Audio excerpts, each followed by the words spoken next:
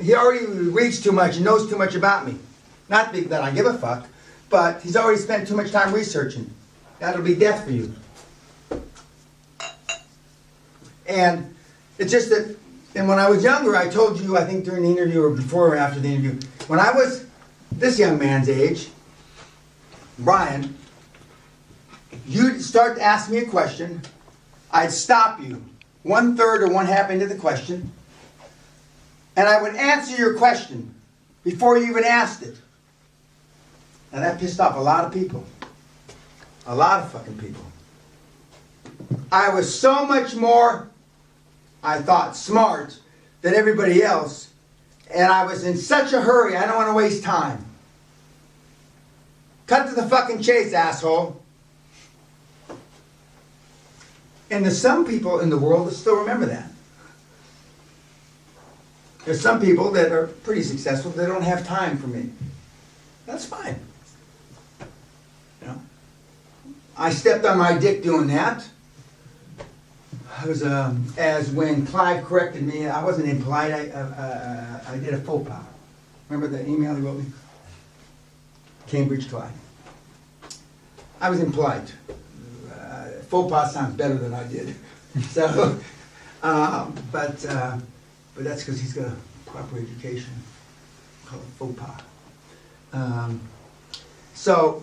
But when you, so don't misconstrue me that I'm not being impatient. I'm being tolerant because I have no patience anyway. That's why if your weekly reports aren't on time, I don't fucking read them. It's that simple. Unless you call, email Thelma. Thelma, I'm traveling, my mother had a stroke, my wife's in labor, yada yada. Then that's fine. I believe in the Sam Walton 5 o'clock rule. He had a deal that he would not leave his office until he cleared his desk. It wasn't 5 o'clock, but he called it the sundown rule. He didn't leave his office until he answered all messages. And sometimes you'll get a message from Thelma or Kim or even Megan. Dan saw your message, he wants to get back to you, he'll have to do it tomorrow. That's a professional. Just like I got this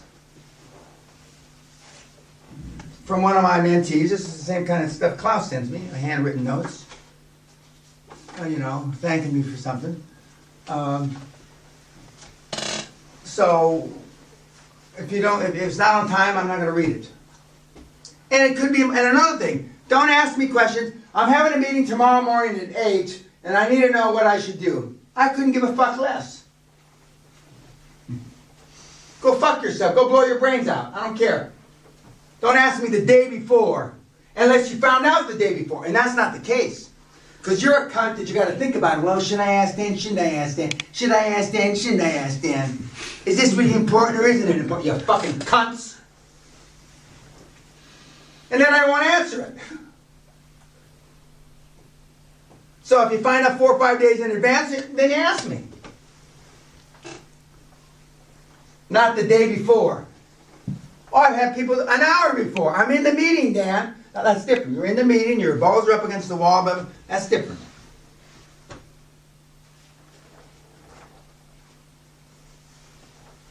The weekly reports are based on what gets measured gets accomplished. What gets measured gets done. It's my military training.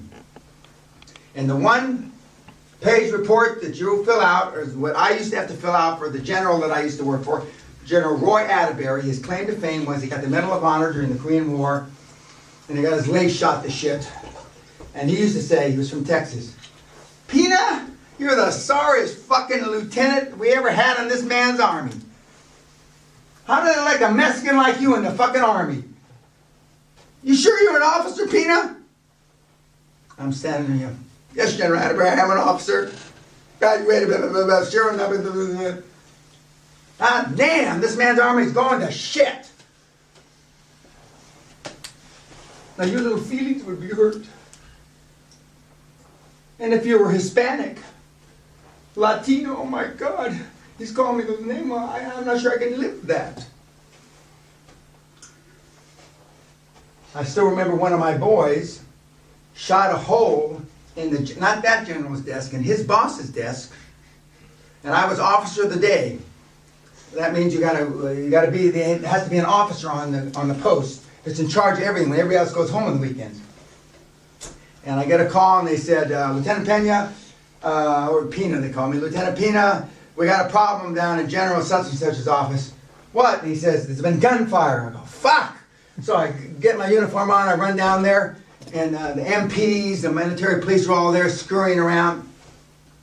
So I'm the officer of the day, right? So I walk through like this, and what's the problem?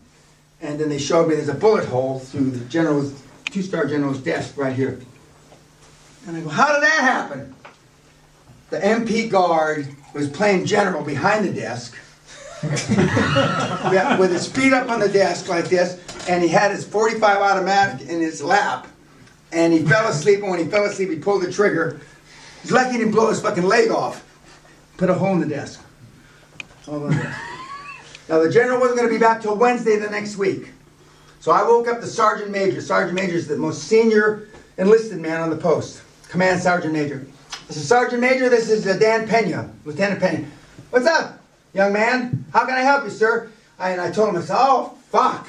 So he gets up and he comes down there and he says, I got a favor owed to me. So he calls another command sergeant major at another post where he knew the guy had the same desk.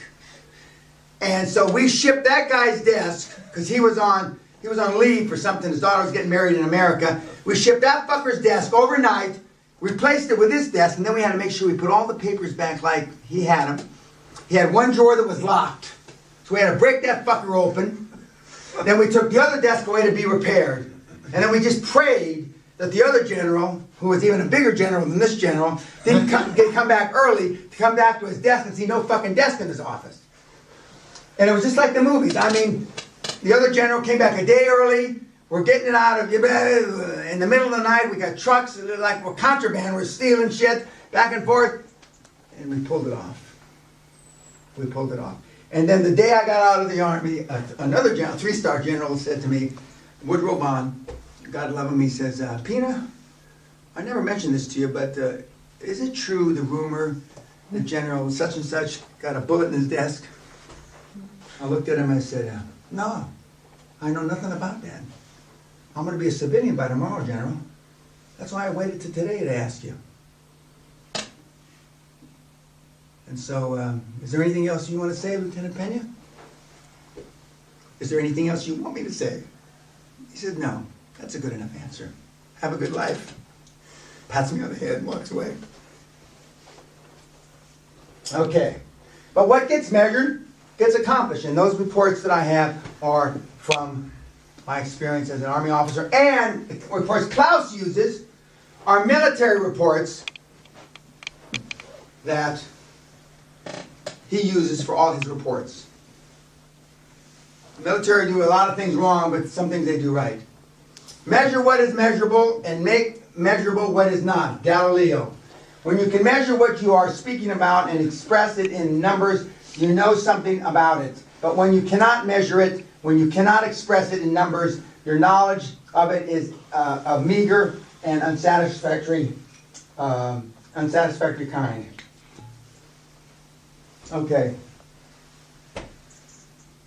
If you can't do this, go hard or go home. And the only easy day, remember this, the only easy day was yesterday. I'll finish on that note. Does anybody have any questions for the YouTubers, the you fuckers?